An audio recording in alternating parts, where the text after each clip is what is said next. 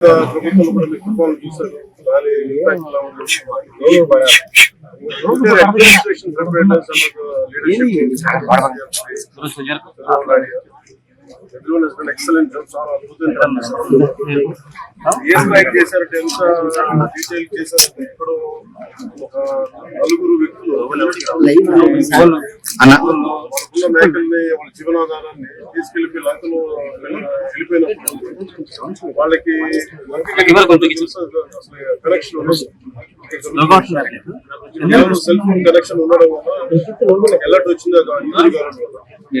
వాళ్ళని కూడా రెస్క్యూ చేయగలిగారంటే అసలు ఇంపాసిబుల్ టు రీచ్ అవుట్ అనుకున్న కూడా రెస్క్యూ చేయగలిగారంటే స్టేట్ గవర్నమెంట్ ఎంత ప్రిపేర్డ్ గా సర్కారు చేసి ఇందాక అన్ని పంట మనకి ఈ 46,000 హెక్టార్లు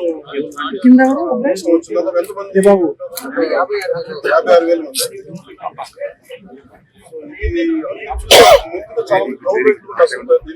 చాలా బాలసౌరి గారు ప్రసాద్ గారు మంత్రి గారు అడుగుతా ఉన్నారు. దీనికి కౌలు రైతాంగానికి దృష్టి పెట్టాలి.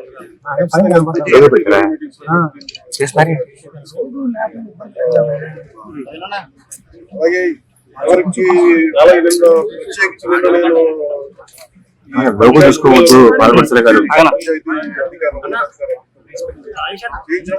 పంచాయతీ శాఖ గ్రామాలు దాదాపు 274 కిలోమీటర్ల రహదారులు ఎంటైర్ రాష్ట్ర మొత్తం యాజ్ ఆన్ దెబ్బతిన్నాయని చెప్పారు.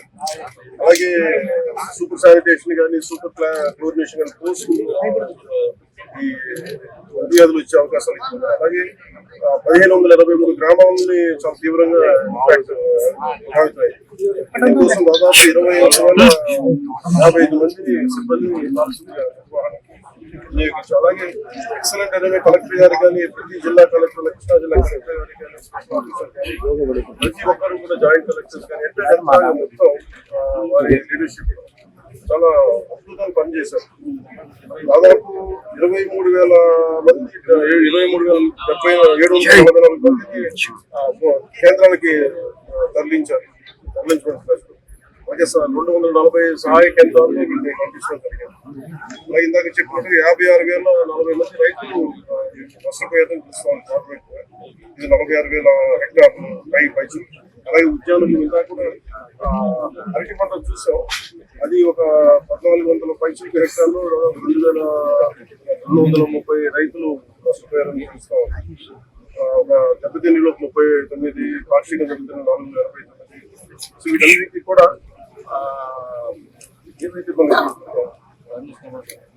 ఏవైతే సహాయం అందించిన ఖచ్చితంగా మనకు అందిస్తాం. అలాగే యాక్సిడెంట్ జరిగి పాపం బైక్ లో వస్తా చెట్టు విరిగి పడిపోయినాయి. అధిక రక్తస్రావం చనిపోయిన శ్రీ కోయా సుబ్బారావు గారి వారికి అలాగే పునరావాస కేంద్రంలో ఉన్న వాళ్ళందరికీ కూడా 40 కేజీల బియ్యాన్ని మత్స్యకారులు చేనేతలు ప్రత్యేకించి 50 కేజీల బియ్యం వాళ్ళని ముఖ్యమంత్రి గారు ఆధ్వర్యంలో నిర్ణయించారు. అలాగే బియ్యంతో పాటు కావాల్సిన అమ్మాయిలు ఉల్లిపాయలు కానీ బంగారు రూపాయలు కానీ పంచదార కానీ ప్రభుత్వం వీటన్నిటి ఉచితంగా సప్లై చేస్తాం. అలాగే శిబిరంలో ఉన్న వారికి ఇళ్లకు వెళ్లే ముందు ఒక్కొక్కరికి 1,000 రూపాయల చొప్పున ఇస్తాం. ఒక కుటుంబానికి గరిష్టంగా 3,000 ఇస్తాం. అలాగే పంట నష్టం ఇప్పుడు మేజర్ పంట నష్టం ప్రక్రియని సకాలంలో పూర్తి చేయాలని మేమందరం కోరుకుంటాము. దాన్ని అధికారులందరికీ సమీక్షించడానికి దీన్ని క్యాబినెట్ లో దృష్టిలో పెట్టి అత్యవసర క్యాబినెట్ అందరికి కూడా అలాగే కేంద్రానికి కూడా ఎంత సహాయం అడగాలి, ఏ స్థాయిలో అడగాలి రిపోర్ట్ వచ్చిన తర్వాత